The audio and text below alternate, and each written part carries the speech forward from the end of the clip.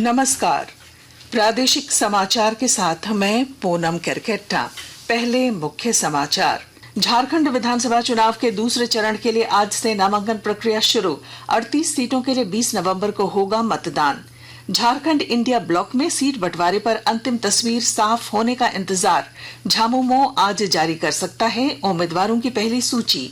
भाजपा के संगठन महामंत्री बीएल संतोष आज चुनाव प्रबंधन से जुड़े विभागों के साथ करेंगे बैठक। चुनाव प्रभारी शिवराज सिंह चौहान और सह प्रभारी हिमंता बिस्वा शर्मा होंगे शामिल। कोडरमा में होटल कारोबारी के घर आयकर का छापा। करोड़ों रुपए नकद के साथ भारी मात्रा में सोना और मादक पदार्थ बरामद होने की सूचना।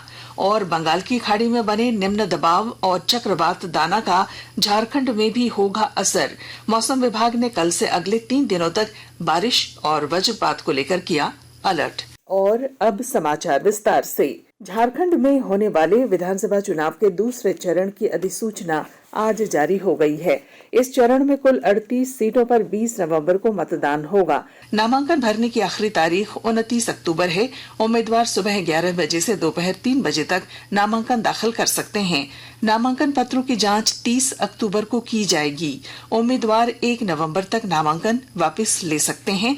पहले चरण का मतदान 13 नवंबर को होगा। मतगणना 23 नवंबर को होगी। झारखंड इंडिया ब्लॉक में सीटों के बंटवारे पर अंतिम तस्वीर अभी साफ नहीं हो पाई है। बदलते राजनीतिक घटनाक्रम के बीच राजद नेता तेजस्वी यादव ने मुख्यमंत्री हेमंत सोरेन से मुलाकात भी की। इस बैठक में राजद को 60 सीट देने पर सहमति बनी है। इधर भाकपा माले ने 8 सीटों पर अपनी दावेदारी पेश की। कांग्रेस ने 21 उम्मीदवारों की अपनी पहली सूची जारी कर दी है। झारखंड मुक्ति मोर्चा के केंद्रीय महासचिव मनोज पांडेय ने संवाददाताओं से बातचीत में कहा कि पार्टी आज उम्मीदवारों की लिस्ट जारी कर सकती है। सूची लगभग तय है, फाइनल है।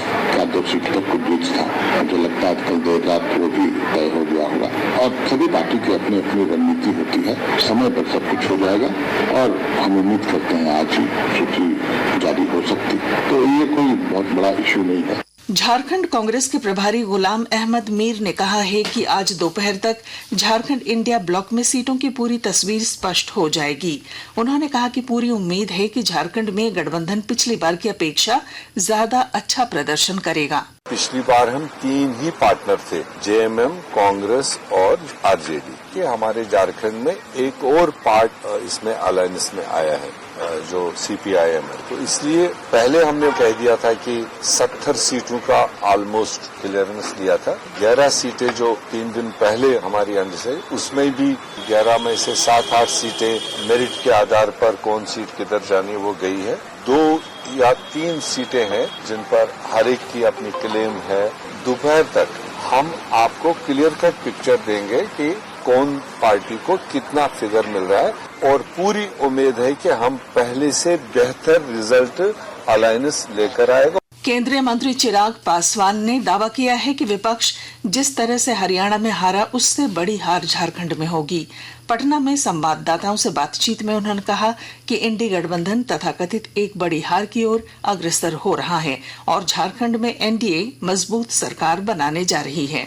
हरियाणा चुनाव परिणामों के बाद जिस तरीके से लोगों में इस बात की उम्मीद विश्वास के साथ और बढ़ी है कि प्रधानमंत्री जी के नेतृत्व, उनके सोच वाली सरकार ही राज्यों का विकास कर सकती है। ऐसे में विपक्ष जिस तरीके से हरियाणा में हारा, उससे बड़ी हार की ओर अग्रसर होगा झारखंड में। एनडीए मजबूत सरकार पुनः झारखंड में बनाने जा रही है।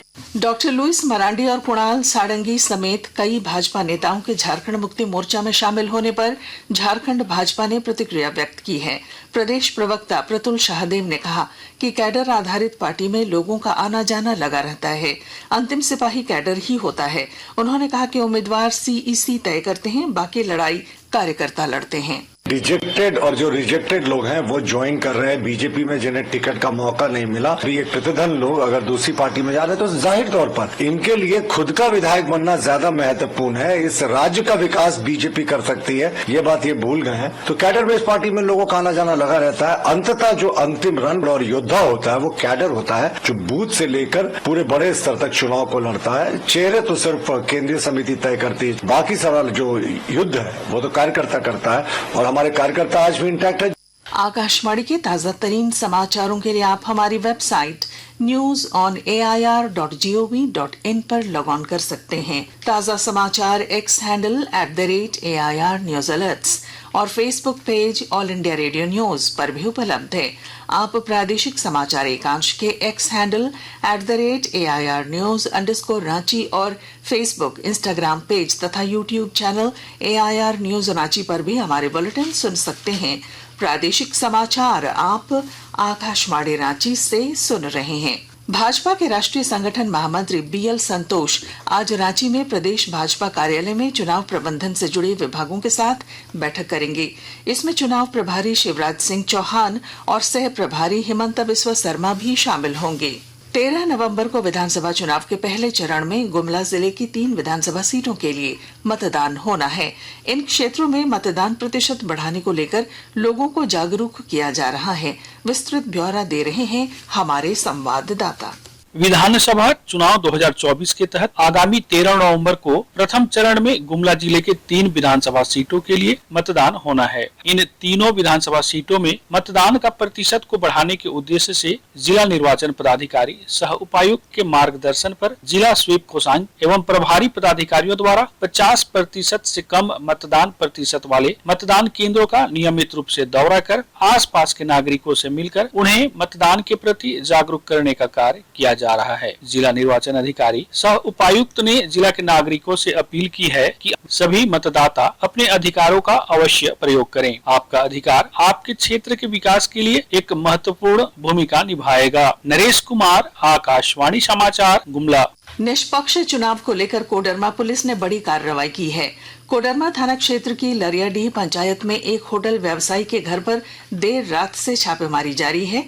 विस्तृत ब्यौरा दे रहे हैं हमारे संवाददाता। कोडरमा जिला प्रशासन चुनाव में धन बल के प्रयोग को रोकने के लिए पूरी तरह से मुस्तैद दिख रही है। इस क्रम में कोडरमा थाना क्षेत्र के लरियाडी पंचायत के वृंदा निवासी होटल कारोबारी सुखदेव रजक के घर देर रात से छापेमारी की जा रही है। जानकारी के मुताबिक सुखदेव रजक के घर से तकरीबन 1 करोड़ 14 लाख रुपए बरामद होने के साथ सोना और कई मादक पदार्थ भी बरामद किए गए हैं। फिलहाल इस मामले को लेकर होटल कारोबारी सुखदेव रजक फरार बताया जा रहा है। गजेंद्र बिहारी सिन्हा, आकाशवाणी समाचार, कोडरमा। लातेहार जिले के चंदवा थाना क्षेत्र में चलाए जा रहे वाहन जांच अभियान के दौरान एक यात्री बस से आज सुबह 15 लाख रुपए बरामद हुए हैं।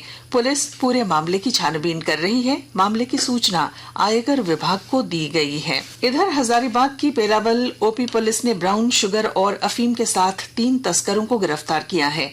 उनके पास से 52 ग्राम ब्राउन शुगर और 1 किलो से अधिक अफीम बरामद की गई है। बंगाल की खाड़ी के ऊपर बने निम्न दबाव क्षेत्र और दाना चक्रवात का असर झारखंड के कई जिलों में भी देखने को मिलेगा। इस कारण कई जगहों पर आंधी चलने के साथ भारी वर्षा होगी। इसे लेकर मौसम विभाग केंद्र रांची ने अलर्ट जारी किया है। बंगाल की खाड़ी में एक अवदाब डिप्रेशन के रूप में तब्दील होगा और 23 तारीख में इसके चक्रवात बनने की संभावना है। चक्रवात बनने पर इसका नाम डाना होगा। झारखंड में इसका जो मुख्य असर है 23 तारीख शाम से ही आप देखेंगे कि झारखंड में बादल आने लगे हैं और खासकर पूर्वी भाग में बारिश के साथ में गर्जन और वज्रपात की स्थिति भी देखने को मिलेगी। 24 में खासकर झारखंड का जो कोल्हान का जो हिस्सा है उससे सटो मध्य भाग, वहाँ पर कुछ भारी बारिश देखने को मिल सकती है।